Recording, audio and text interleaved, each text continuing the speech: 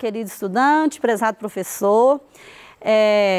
Eu sou Maria Dirce, popular Didi, professora de História, e hoje nós vamos trabalhar aqui, né, mais uma aula do 7º ano, né, com o tema A Chegada dos Europeus na América.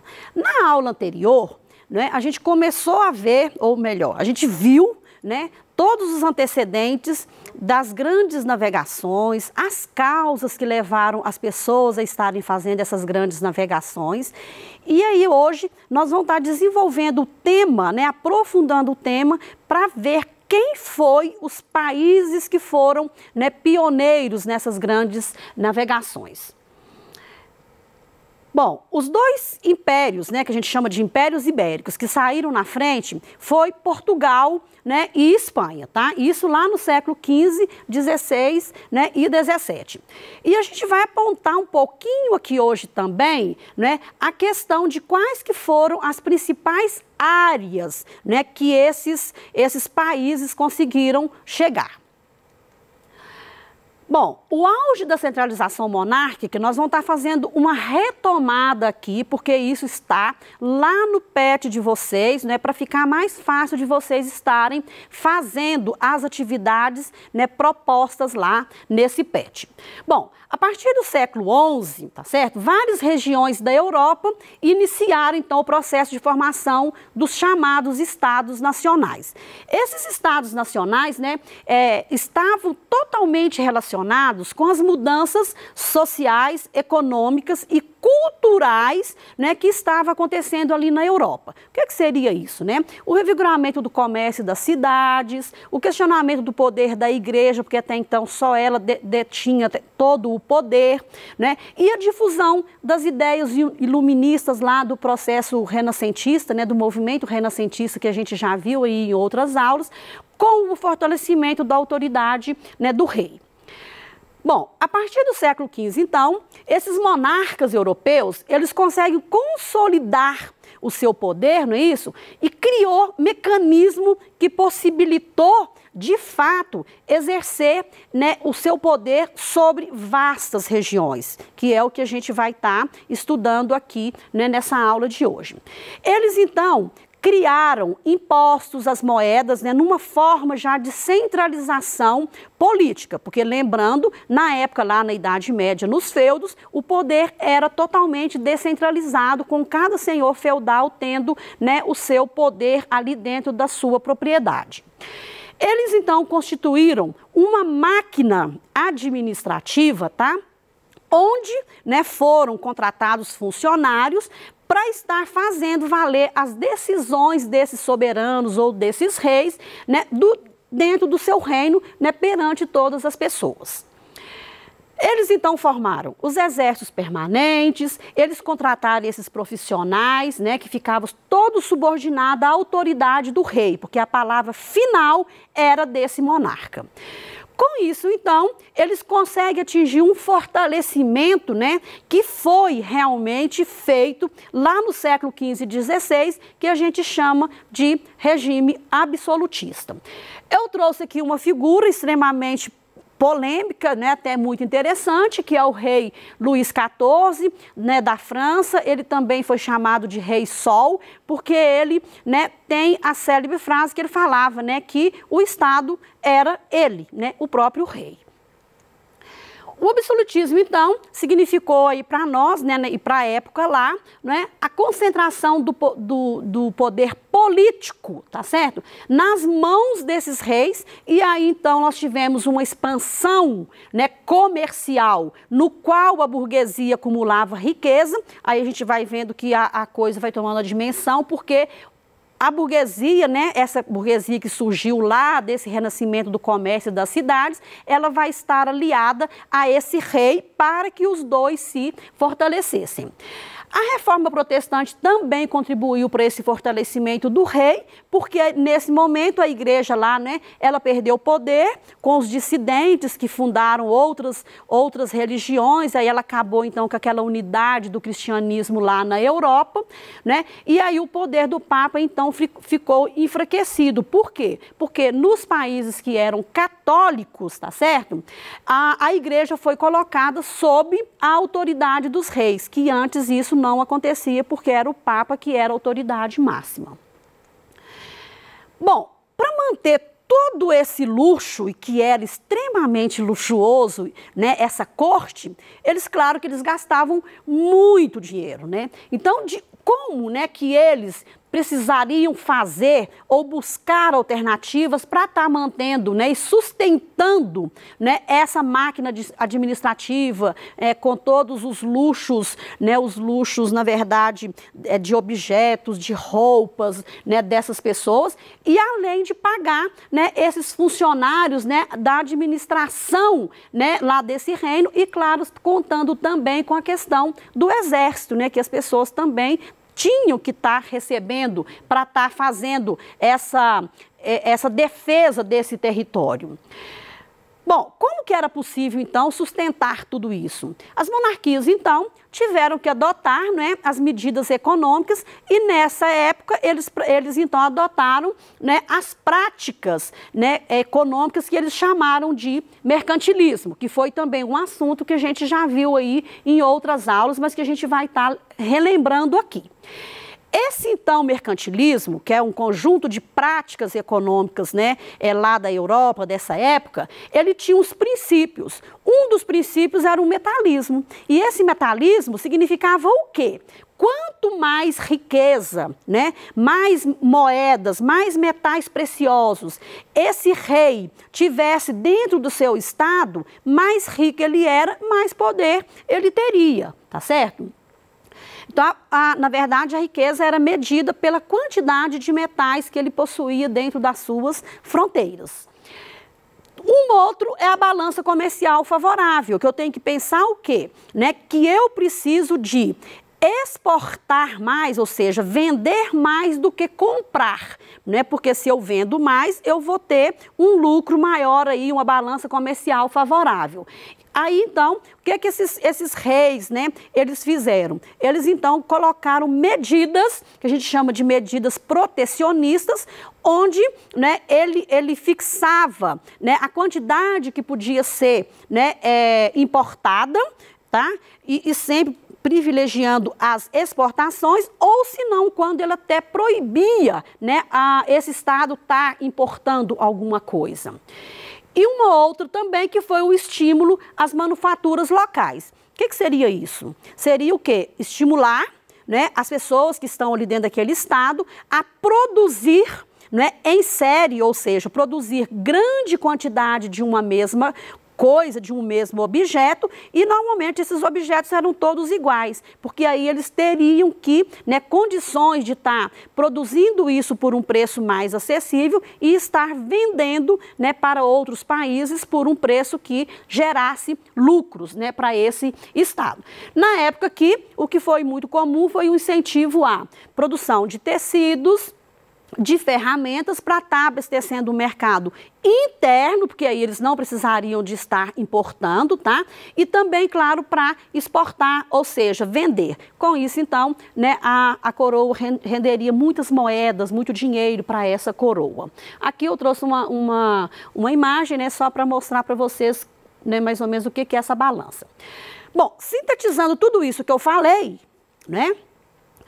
O interesse por riquezas de produtos de alto valor no mercado europeu, como que eram as especiarias, né, e os metais preciosos, estimularam então esses governos, né, esses governantes a estar organizando expedições para explorar o desconhecido, né, e tentar conquistar colônias na América, na África e na Ásia.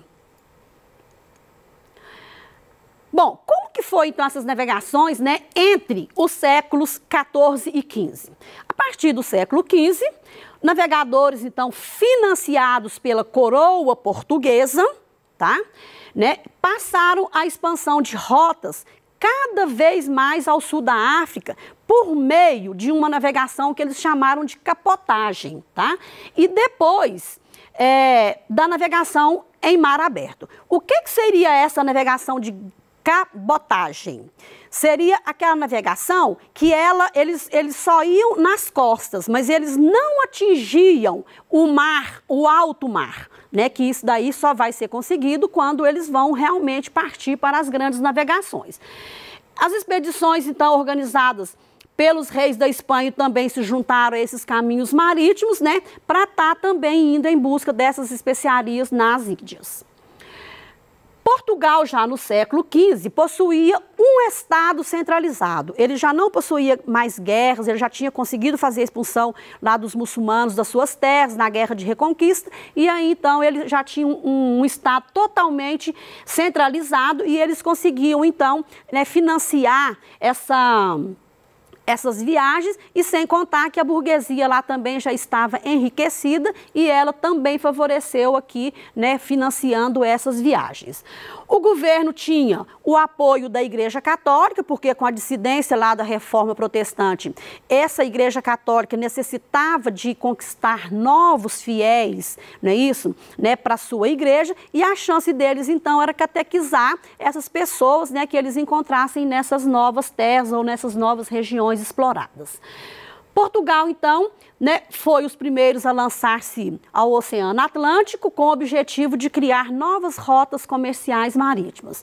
Tinha o interesse em encontrar novas fontes fornecedoras, tanto de matérias-primas para eles, né, como também mercados, né, consumidores dos produtos que eles já possuíam. Ele dispunha de uma posição geográfica extremamente privilegiada, porque era todo banhado, né, aqui na sua costa, né, pelo Oceano Atlântico. O mapa aqui mostra bem legalzinho isso daqui.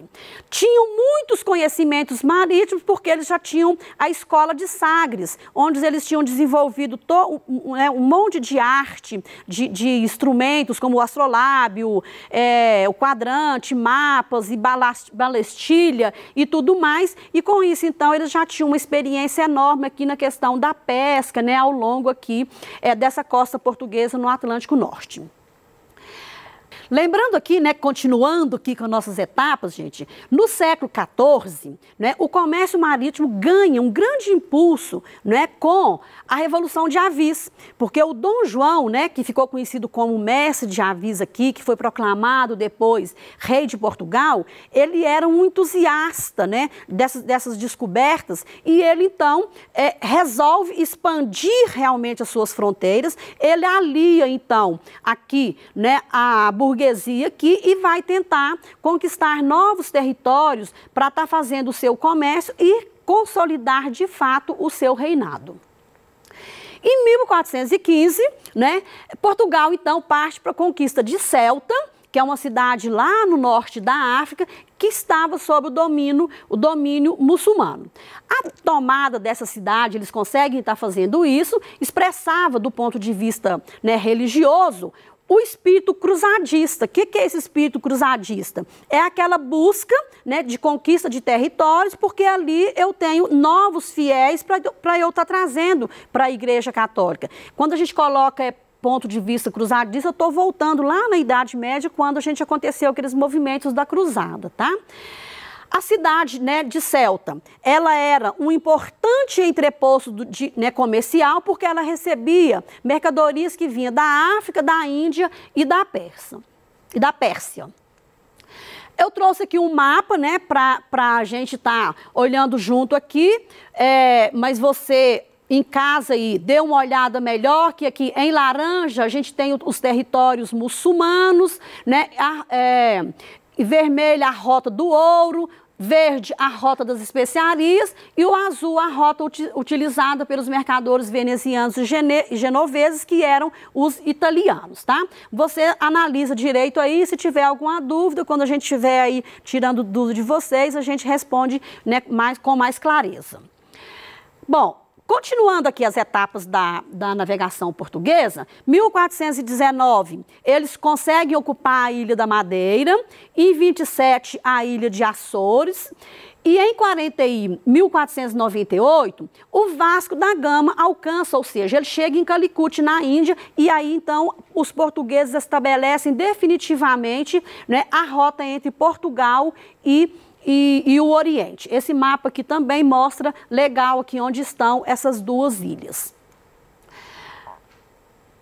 Numa expedição comandada por Pedro Álvares Cabral, até que enfim nós vamos, né, tá chegando no Brasil, né, ele estava com um destino para as Índias, mas a frota então, né, quando ela atinge lá o noroeste da África, ele desvia, né, e ancora no atual estado aqui da Bahia, né, onde hoje é Porto Seguro, tá certo?